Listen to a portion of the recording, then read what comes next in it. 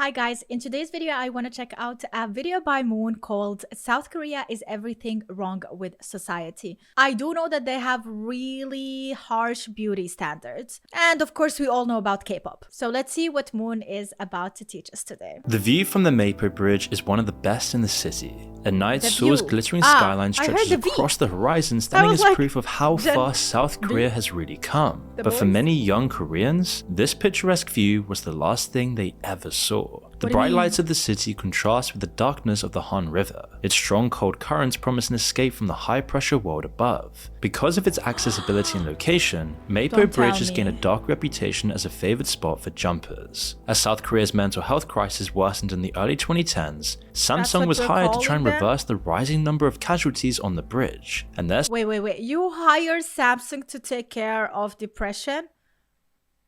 A global corporate company that literally doesn't care about you as a human being. I don't know why they chose that. Samsung was hired to try and reverse the rising number of casualties on the bridge, and their solution was rebranding to the Bridge of Life, with a set of LED signs running along each side of the bridge's railings. God. Written on these signs was a series of optimistic slogans and pictures of happy families. But as you can imagine, this only had the opposite effect of what Dude, Samsung intended. literally. And in the year after they were You don't go out there flaunt happy families and happy people living life successfully as a way to deter people from unaliving themselves. This is like the worst thing you could do. added in 2013, incidents on the bridge increased by over 400%. Shortly afterwards, the scheme was scrapped, replaced by more conventional physical barriers. A much higher fence have was done then that put along with first. CCTV and pressure sensors to alert rescue workers. Multiple phones were installed across the length of the bridge with direct links to crisis hotlines. While casualties did eventually fall, not all of these measures worked as intended, as shown by the Korea Herald's interview with one potential jumper on a similar bridge. Referred to as aid to protect her identity, the 19-year-old woman was just moments away from jumping before she was held back by a passerby. 19. Before trying to jump, she had used one of the crisis phones, but strong wind stopped her from hearing the person on the other side. No. In a conversation afterwards, the passerby who had just saved her life asked the girl why she had done what she did. Quote, "Your mother would have been so sad," she said. A then responded, "My mother and I don't get along. She told me you're good for nothing." And this brief exchange shined a light on what could be the root of the problem, something which slogans and guardrails have failed to deal with. South Korea's young people should have inherited the benefits of South Korea's economic miracle. The country pulled itself up from tragedy and poverty to become one of the world's richest nations, both financially and culturally. But that promised utopia has been turned upside down. With the lowest birth rates in the world, political chaos, cultural division, and crushing inequality, life is getting harder and harder for young South Koreans every day. But the biggest pressure on them is how brutally competitive education has become in the country. You see, day-to-day life for the average South Korean high school student is eye-wateringly long and stressful. Let's just have a look. If you're a Korean student, your school will most likely start at 8 AM sharp, meaning you'll have to get up far before then. So let's say if you're living in Seoul, you can expect to spend over an hour traveling to school. Add in the rest of the morning routine, and the tightest you can start is 6:30. Once you arrive, lessons begin, and you'll be working until the end of the day with just a short break for lunch. While most kids have some friends in these classes, they can't ever let their guard down either. As if you're in the system, the competitive nature of your education system pits you against every other kid.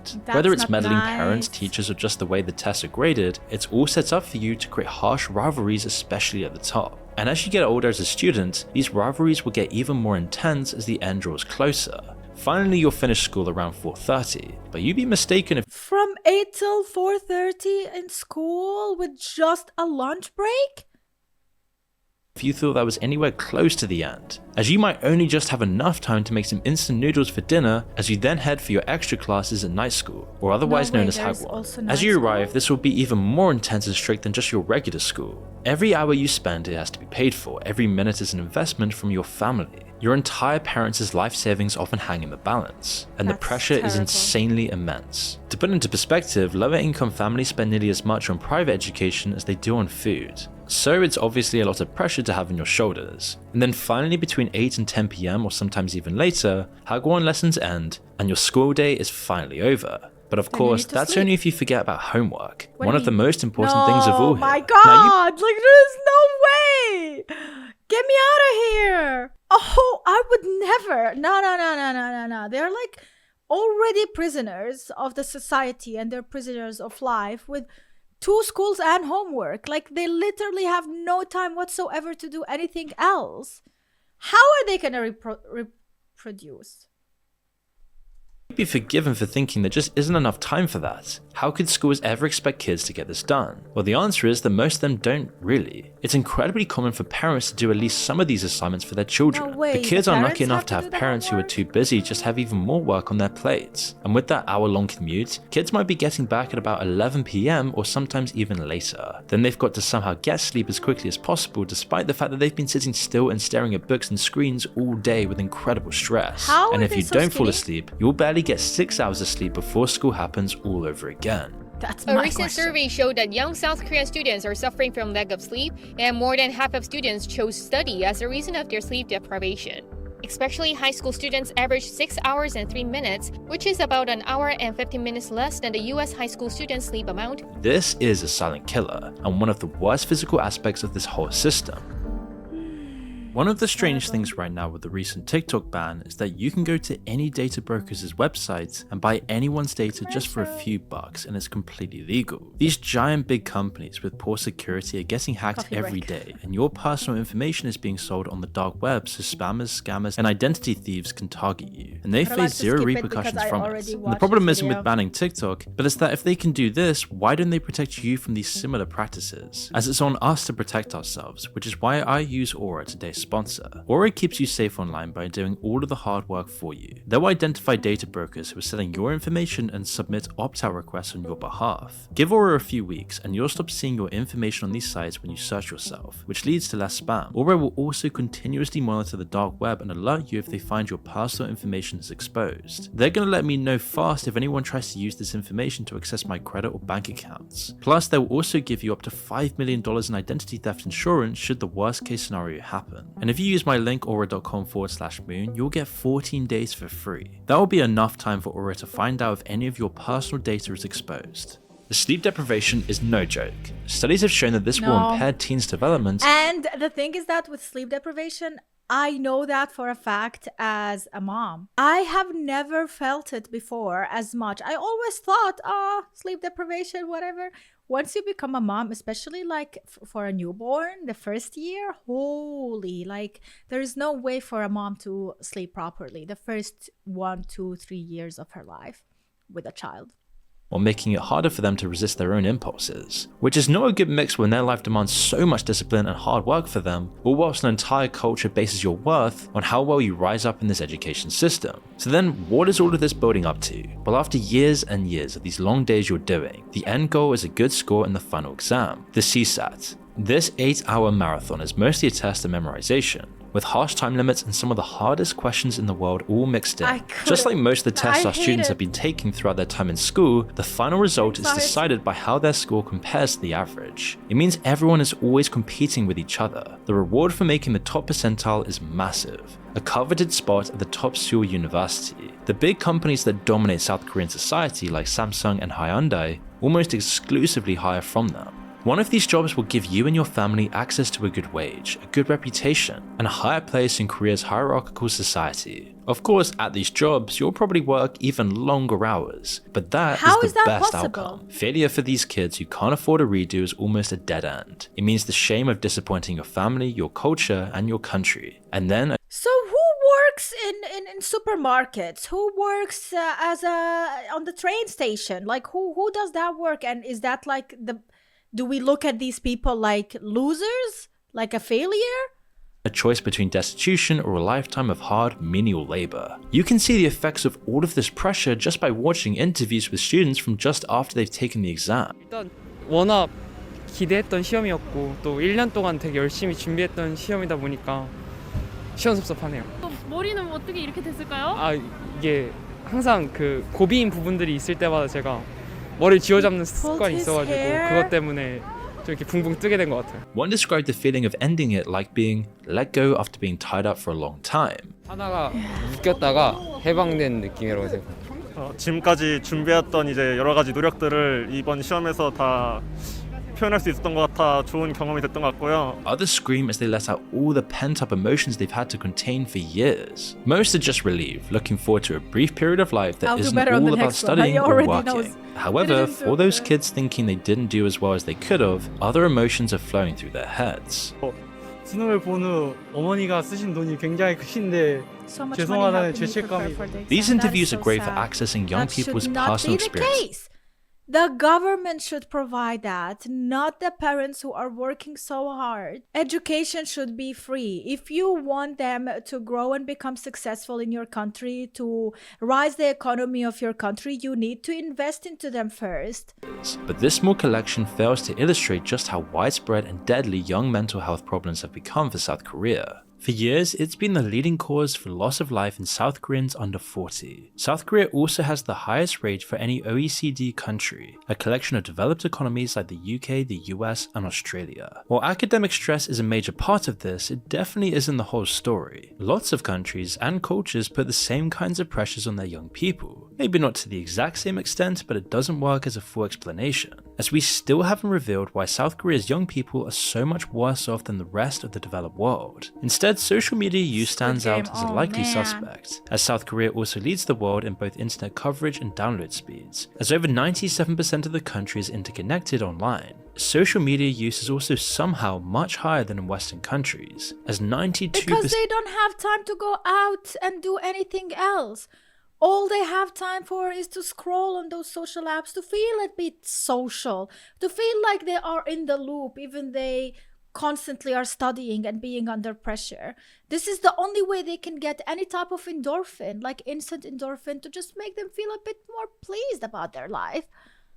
Of South Koreans now use social media in some way, with the average user spending over an hour on it every day. The landscape is quite different, however, a mixture between the Chinese model and Western apps. Like in China, nearly everyone uses a domestically made app which offers a mixture of different uses and services. Korea's version is called KakaoTalk. But unlike China, the market was far more open for Western apps to take hold, and of these, Instagram was by far the most successful, with over 60% of Korean social media users having an active account. And it's also taking control of the youth market. Despite being less popular with the overall population, young people spend nearly twice as much time on Instagram compared to KakaoTalk. Its popularity does make sense. South Korea is a very image-dominated culture. South Korea, just like China because of their shared Confucian heritage, puts a bunch of focus on reputation and saving face. The image you put forward to your friends and community means everything, because acting against cultural norms reflects poorly on you and your family. And this isn't necessarily a negative That too? thing. A brief You need to stroll be through the most popular Western kid cities too for your proves some family? people could definitely use a bit of shame sometimes. But regardless, the harsh competition we mentioned before has its roots in this kind of culture. Instagram, as the ultimate image-focused platform, has played incredibly well into this culture.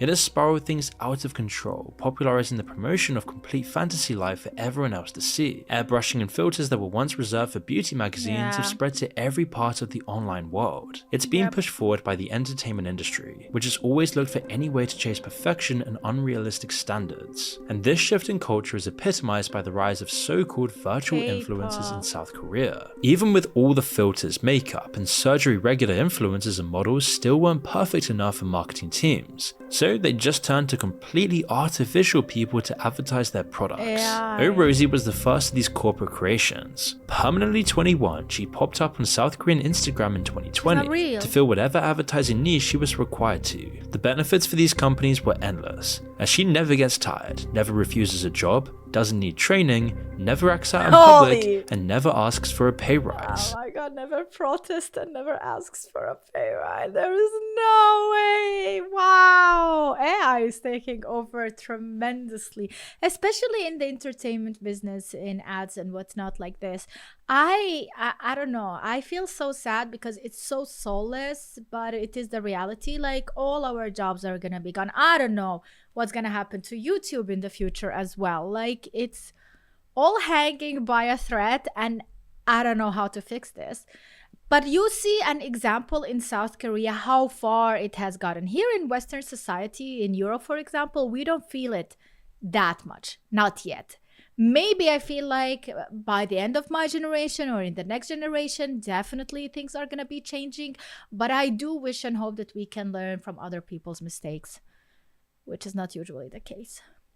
Sometimes she appears on her own, other times her mathematically perfect head is stuck on the top of real human models. In the following 3 months, hundreds of different virtual influencers just like her came onto the scene. They created virtual actors, musicians, and even whole K-pop bands.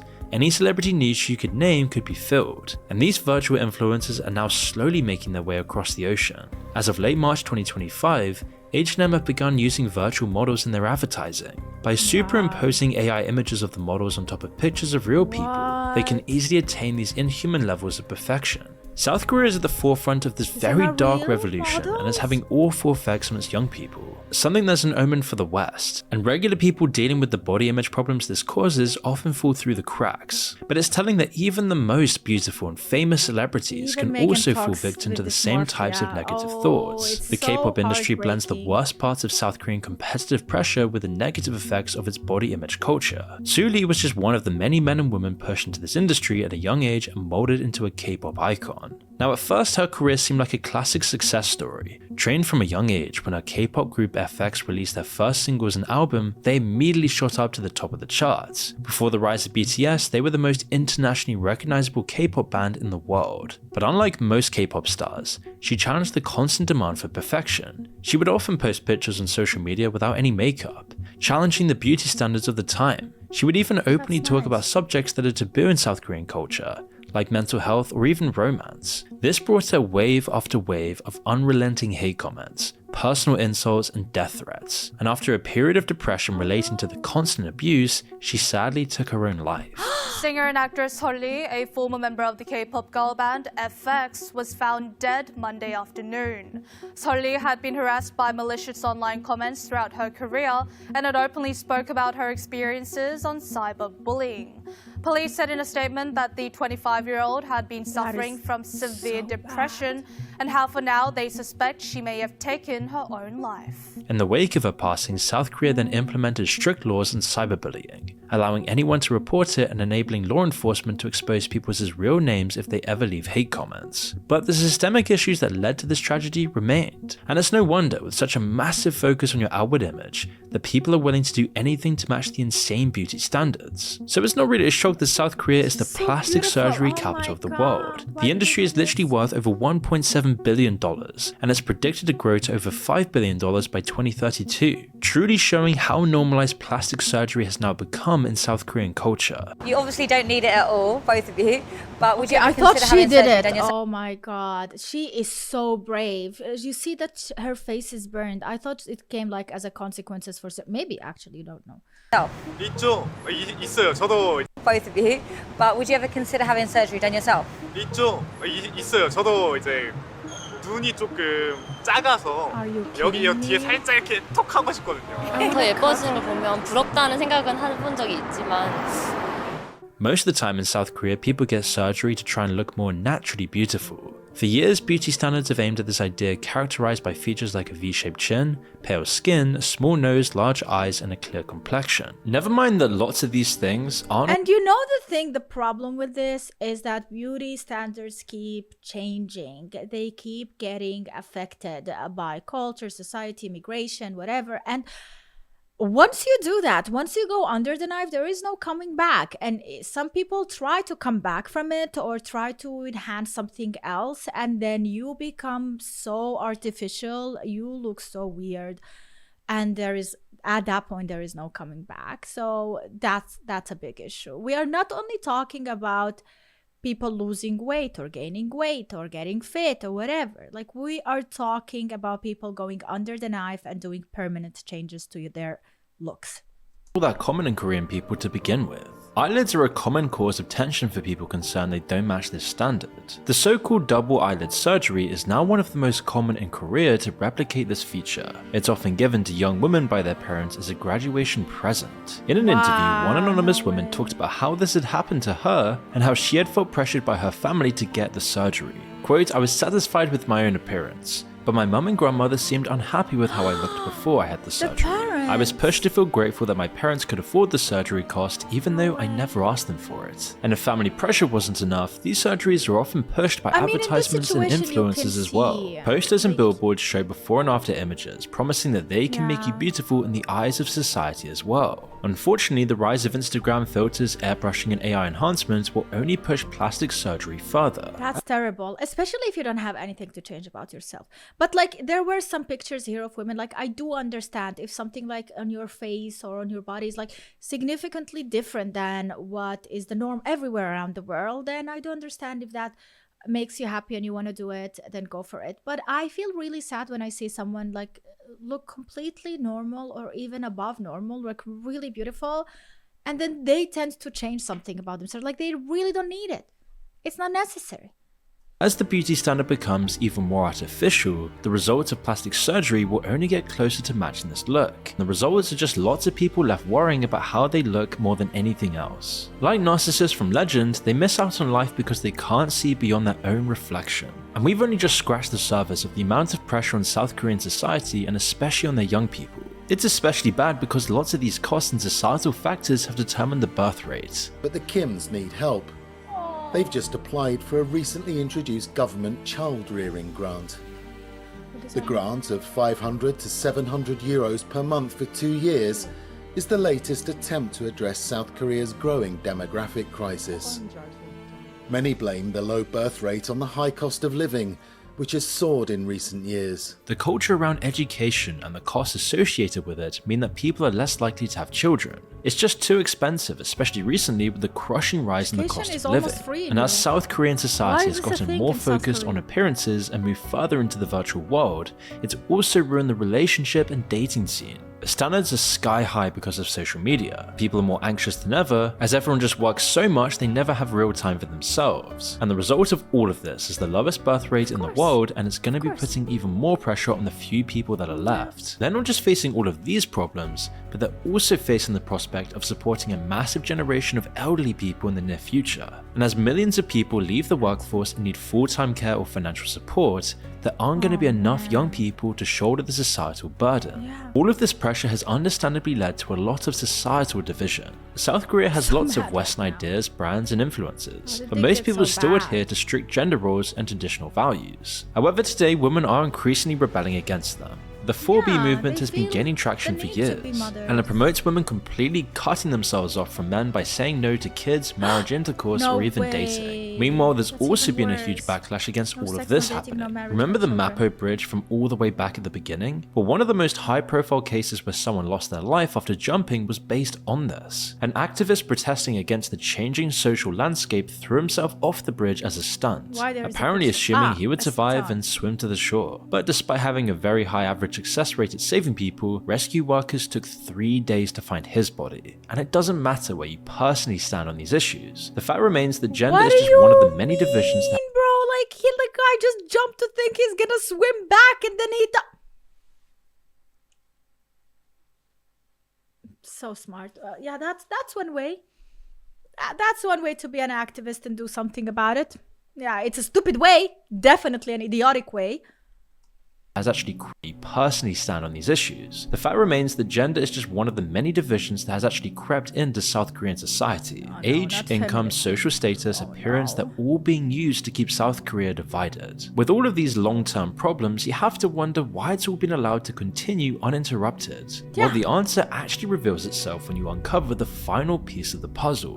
Who is benefiting from all of this? The government. Ever since the dictatorship ended, and even a bit before, the real power in South Korea has rested with the chaebol. These family-owned conglomerates own nearly all of South Korea, and they can get away with anything. We've seen their sinister influence throughout the story, like Samsung's dystopian signs on the Mapo Bridge. But everything that's damaged society has been a benefit to them. Take the academic competition. You've got millions of people competing and putting money into this exam to get into the top universities. And the end goal after all of this is a stable job at a chaebol like Samsung or Hyundai. It's a system that indoctrinates people for a lifetime of work, filtering out everyone who can't deal with the hardest problems in 12-hour days. The image-based culture also helps them. It keeps people occupied and concerned with other things. People's eyes will be on themselves or on the entertainment industry, never on what's really going on. The virtual world is just another level to this, and it also stokes the fires of social division as well. That helps them keep fighting over each other rather than the chaebols or their control over politics and life in general.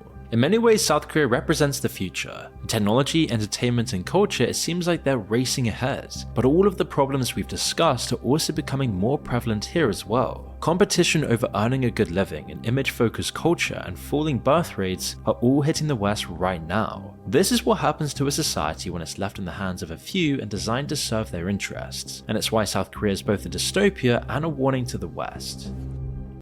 Warning to the West. Ah, that's how he ends the video. Oh my god, it's a warning to all of us. That's exactly like in the half mark of the video I was questioning. We should learn from these mistakes. South Korea should be an example of what not to do. Because also, like, when it comes to birth rates here in Germany, for example, it is so low.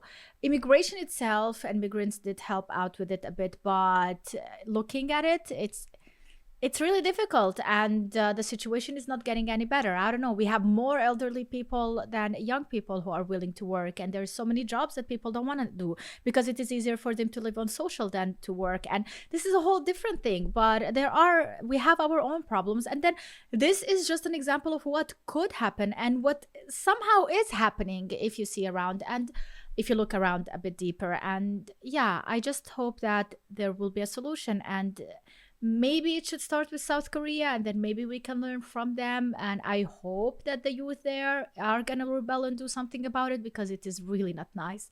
Seeing this made me so sad, genuinely sad for all the young people who are trapped in the whole system and they don't even see a way out, and the only way out is unaliving themselves, which is really sad.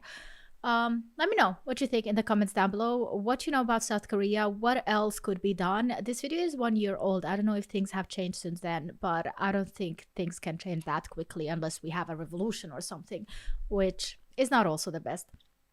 Let me know in the comments down below what you think. Thank you so much for watching. I hope you enjoyed this video. If you did, make sure to leave a like and subscribe for more. Enjoy is not the best thing to say, but I hope it was informative to you and did fulfill your needs for today. And if it did, make sure to leave a like, subscribe for more, and see you next time, guys. Thanks so much for watching.